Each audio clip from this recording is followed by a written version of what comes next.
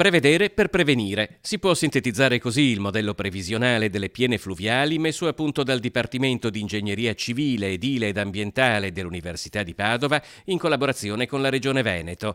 Un motto semplice per un sistema complesso, un modello unico in Europa al quale sta guardando con estremo interesse anche il Dipartimento Nazionale di Protezione Civile ed un modello testato già con successo in occasione della tempesta Vaia. In quali fiumi è attivo questo sistema e quali saranno i prossimi?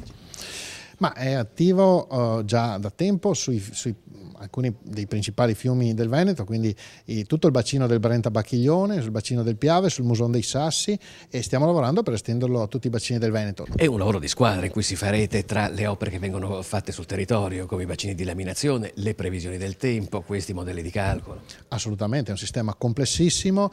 Quando si parla di protezione civile spesso si pensa alla gestione dell'emergenza, in realtà un aspetto importantissimo è la previsione e la prevenzione. Dunque ad opere come diaframmature, consolidamenti arginali, briglie, bacini di laminazione e ad una previsione meteorologica sempre più accurata si affiancano ora questi sistemi di calcolo che possono disegnare con precisione lo scenario sul territorio, perché non basta sapere quando e quanto pioverà, ma anche quale sarà il riflesso esatto della pioggia sui fiumi. Un modello che peraltro sarebbe applicabile anche alla laguna di Venezia. Ho detto che c'è una previsione di una situazione d'emergenza, quanto ci vuole a compiere questo calcolo?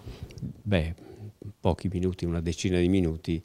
È noto lo scenario della previsione meteorologica, in una decina di minuti tutto è realizzato e predisposto, sia i rapporti che servono per dare l'allarme in senso generale, sia anche invece rapporti più specifici che sono rivolti agli specialisti.